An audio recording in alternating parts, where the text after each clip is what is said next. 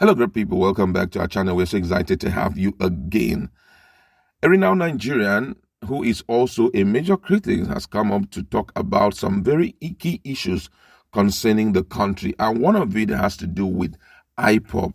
And latest is this issue of stockpiling of arms and all of that leveled against them by the presidency. Now, the man talked so much about it, especially in the area of the allegation not becoming true. Right now, the relationship between the federal government and the Southeast is almost on a time bomb, you understand? So if you must say anything at this sensitive time, it should be something that the evidence are shown everywhere. And apart from being shown everywhere, the government should see how they can clear the minds of Southeasterners, because right now, the relationship is very, very wonderful. Let me put it there. You're going to hear multiple advice coming from this man. He also talked about the issue of insecurity and advices that the United States have been giving to Nigeria latest, which is that if the federal government is not careful, the Tucano jet that is recently purchased by the federal government may be taken into the control of these insurgents. He also laid emphasis on other grave issues, which I'd like you to be a part of. When you finish listening, please do well to go to our comment section and let's interact. But before we give you the news, if you're not subscribed to our channel, kindly hit on the red subscribe button and also the bell icon so that you can get notification anytime we publish our video. The presidency has been cautioned to tread softly on the way and manner it handles the current imbroglio concerning the indigenous people of Biafra and Eastern Security Network issues. A geopolitical activist and a critic, Chief Adesumbo Onitiri, who issued the warning in a statement yesterday in Lagos, said the council is imperative so as not to be misconstrued by Nigerians and international community that the presidency is clamping down on the Igbo people. He explained that no Nigerian would accept any tribe to stockpile arms or declare war against the nation. But the government must be very careful and honest not to provoke the anger of the entire people of southeastern Nigeria that might precipitate another tribal conflict in the country.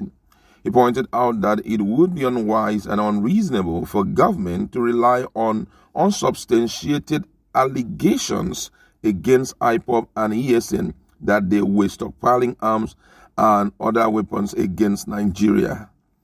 According to him, he said rather the president should tackle the current insecurity that has engulfed the nation, which is already ravaging the north. The Boko Haram bandits and other insurgents have clearly overwhelmed our military. Any government that cannot protect the lives and properties of its citizens has no business staying in power, he alleged. Onitiri also cautioned government to be wary about the release of over 5,000 acclaimed repentant Boko Haram members into the society in view of the killings, maiming of innocent Nigerians, and destruction of the properties by these people. He said the sack of the two ministers was not enough, but that the administration should evaluate itself whether it has met Nigerians' yearning and aspiration in general or otherwise. The shooting down of our fighters' jet is a big slap on our military.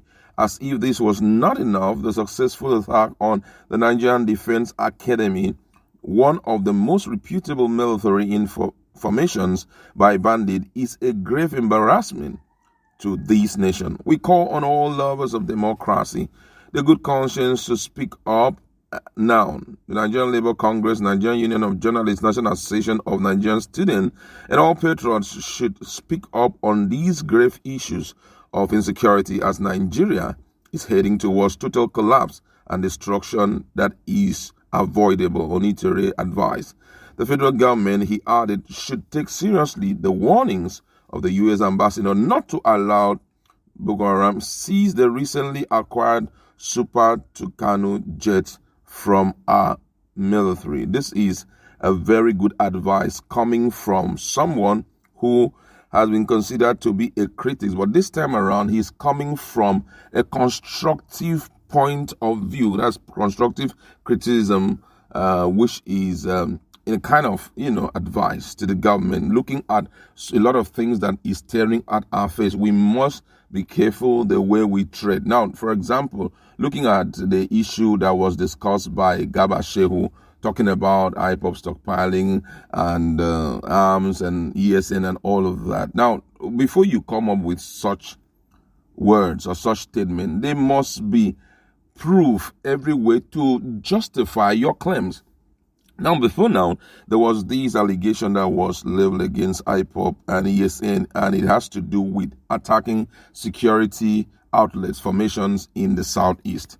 But shockingly, after a while, it was still the same governors that came up that actually these things that you are hearing happening, it's not traceable to ESN or IPOB. There are this new set of guys who just came up, which IPOB also threw a little light on them, to clearly define who they were and who brought them. If you've been watching our videos, you're going to hear all of that explanation. Now, that was a way of, that should have been a pointer to the fact that before you speak concretely about issues, there must be clear-cut evidence where the society will see confessions made by a certain person that this particular group is involved in this. Before you draw conclusion, drawing conclusion when, it's not true, it will devastate the South as much. They will now begin to look at the treatment meted out to them as a kind of a hate by this administration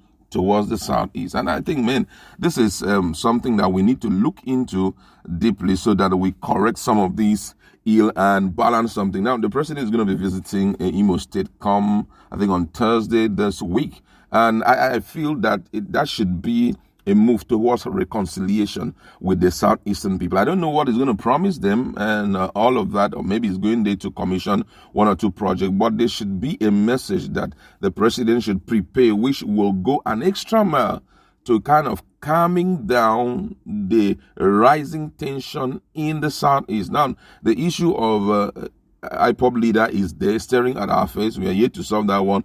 There are other issues, that is biting her. Now, the issue of Fulani herdsmen, what is the plan of the government in that regard? For me, the heartbeat of the people should be followed, because it revolves around the people. You know that whatever thing you're going to do today, it's going to serve as a precedent. Another person, when he comes on board, would like to queue behind it and do same. So whatever you do should be such that it should have total acceptability from the people. So if the people say, we do not want these guys to hang around us and all of that, you honor them, you respect their opinion, and then sitting down together, let them understand that the beauty of Nigeria is, ethnicity, diversity in, unity.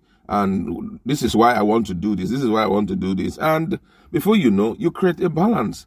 At least before you know, you're going to reduce the tension in the area and kind of give the people some hope for the future.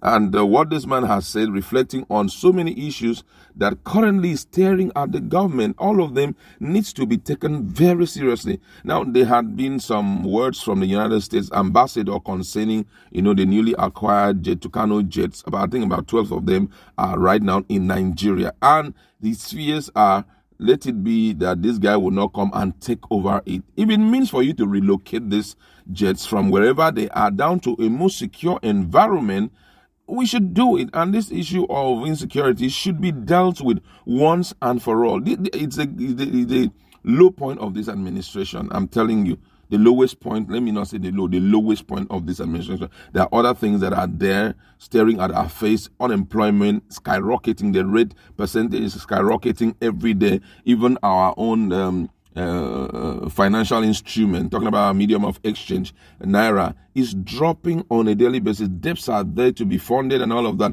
Time ago, there was this release from, I think, National Bureau of Statistics talking about the extent, how much of our revenue is going in to settle the interest of the debts we've collected. And they were talking about, I think, 91 point something percent. And I was like, how would the government be able to sustain, if not anything, but, the recurring expenditure of this current administration for the 36 states, if we are ready using all our revenues to pay interest, not even part of the loan, just interest, It's something that one needs to sit back and look at, and forget about sentiment. Let's handle this thing one after the other, so that before 2023, there will be a better future for Nigerians. Like to leave it. They go to our comment section. Let's interact.